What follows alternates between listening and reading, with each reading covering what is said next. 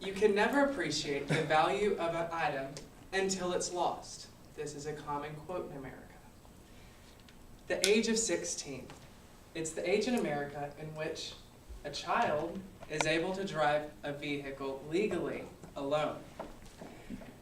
My whole childhood, I looked counting down each birthday, waiting to be double digits, 10 years old.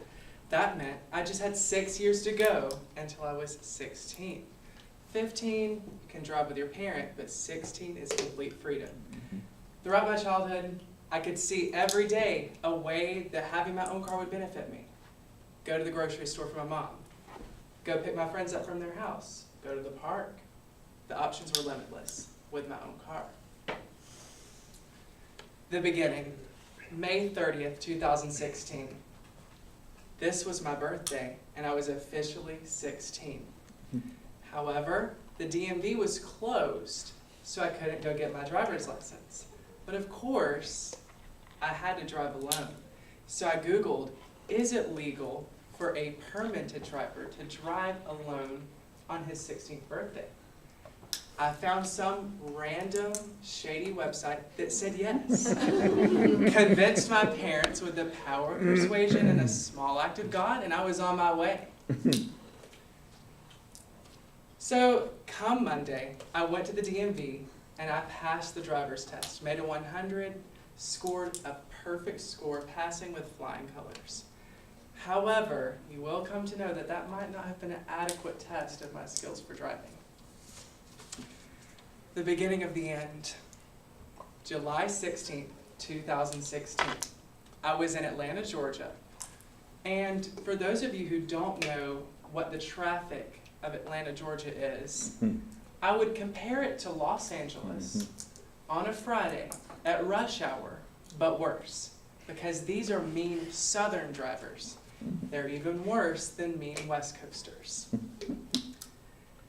So, by a small act of God, I convinced my parents to let me drive to this student leadership conference. I kept pushing that. I said, I'm going to a student leadership conference. Shouldn't I be able to drive myself alone, not have to be dropped off by my parents?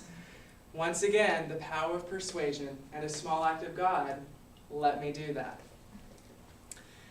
So 3 days pass, I'm in Atlanta, and nothing bad is happening. I called my parents and boasted about my success in the big city. But I did leave out the small details. The first road I took inside downtown Atlanta, I went the wrong way down a one-way because small town Alabama doesn't have one-ways. Big city Georgia does. I noticed it, and I was like, okay, quick recovery. But I didn't mention that to my parents. What I wish I didn't have to mention was the part where I bumped in to a car that decided to stop on an acceleration lane. Are you kidding? That was my first wreck. And I learned the value of a car after I didn't have it for a month due to my carelessness. I didn't appreciate it, but the loss surely would have taught me the value of having that transportation. Lucky for me, school started in a month, and I had my car back. The end. October 22nd, 2016. You see this coming, and I wish I were joking, but I'm not. On my way to school, and I wasn't even in a rush, I was just following this car mindlessly over the hill as I did every day, and they accelerated, so did I. I said, they're speeding up, I mean, why not? Then I see the bright Alabama morning sun. So I reach for my visor, and then I hear that sound. It sounds a lot like that, just a little bit louder. That's the sound of two cars crashing.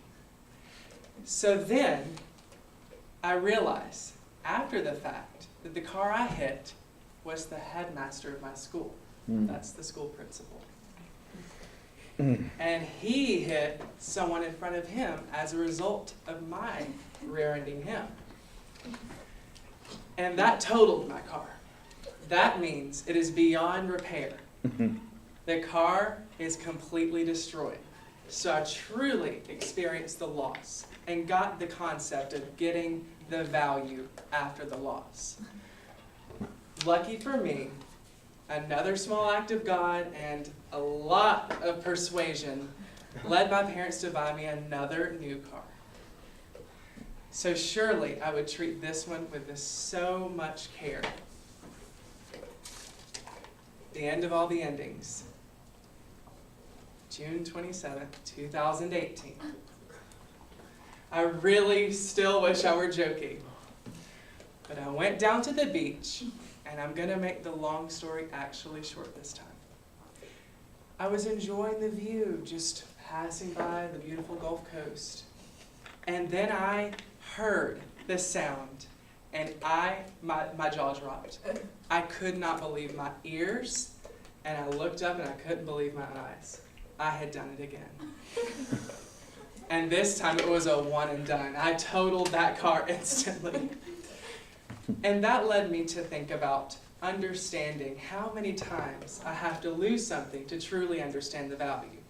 So maybe the quote gives us a power to not appreciate what we have because we think we have to lose it to appreciate it. But both me and my insurance company would really like it if we could restructure that quote to understanding the value of something before we lose it.